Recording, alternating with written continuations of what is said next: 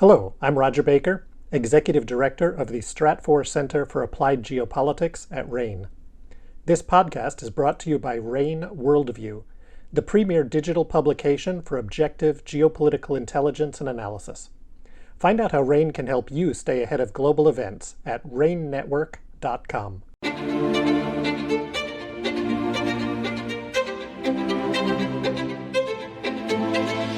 This is RANE's Essential Geopolitics podcast, the most useful conversation you're going to hear all week. I'm Emily Donahue, and I welcome you.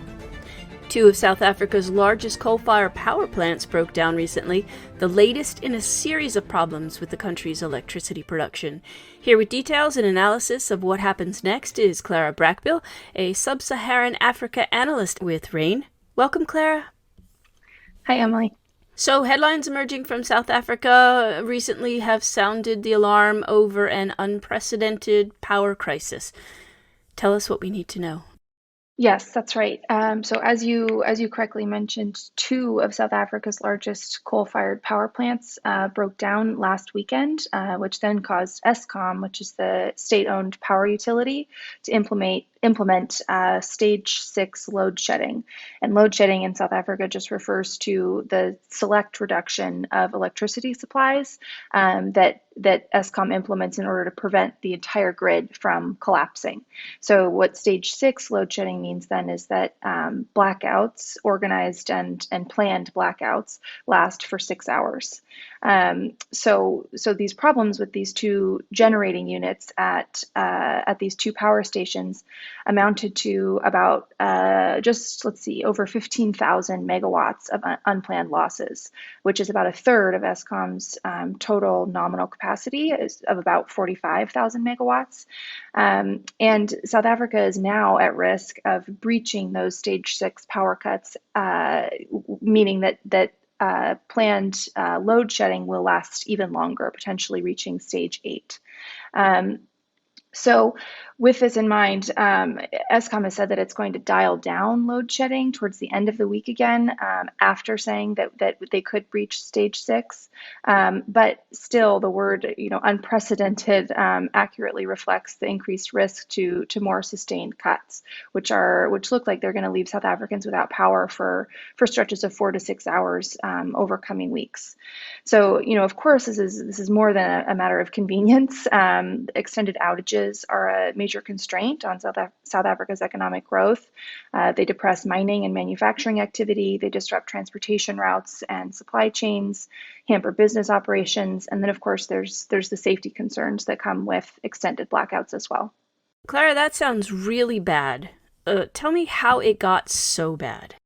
Well, South Africa's power crisis is not new. So this has been going on for the better part of a decade, but has gotten worse in recent years. So Eskom started implementing those stage 6 power cuts in June for the first time since 2019.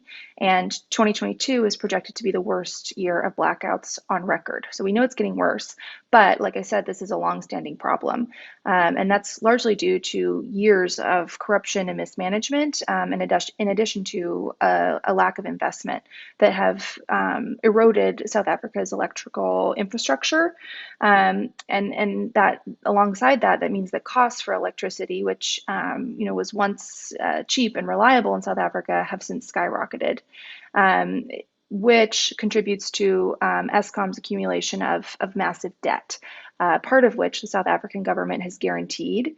And this leads to a lack of assets that's necessary to improve those electrical grids that are overloaded, underperforming, and built on aging and damaged infrastructure. So ever since Eskom's problems first started to emerge, South Africa's electricity problems have forced households and businesses to either rely on more expensive means of power generation, like generators, or to simply go without. And a few years ago, actually, the South African Council for Scientific and Industrial Research released data that showed that the country lost anywhere from 4 billion to 8 billion annually due to productivity losses. Amid power cuts. So the impact is severe, and it is a long-standing issue. As you mentioned before, this is semi-crippling, right, to the economy. And what is the government going to do to address this crisis? Well, it looks like we have short-term mitigation measures, and then at this point, a somewhat bleak medium to long-term outlook. So, Eskom CEO said over the weekend that a total national blackout isn't likely, as Eskom and the government are taking short-term mitigation measures to stave off a total collapse of the grid. Eskom has procured an extra 1,000 megawatts from independent electricity producers to kind of account for some of the recent losses. But of course, these are just kind of patchwork solutions to a long-term problem.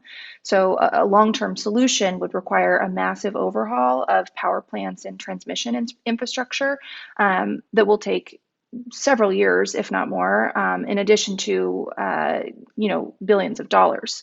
So then, one obvious problem with that is financing. So one possible source for funding is through climate change financing. Some Western governments have pledged to help South Africa in its green energy transition and turn away from coal. But this isn't a straightforward solution either.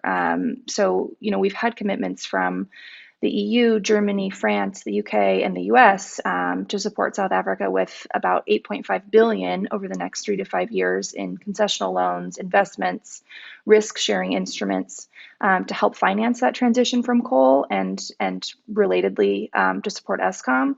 But this is only going to make a small dent in the estimated, 560 to 750 billion dollars that the country is expected to need over the next 20 years to fully transition from coal. Part of that being supporting electricity transmission. And then, of course, there are domestic constraints on rehabilitating Eskom as well, particularly if it involves a turn away from the coal industry.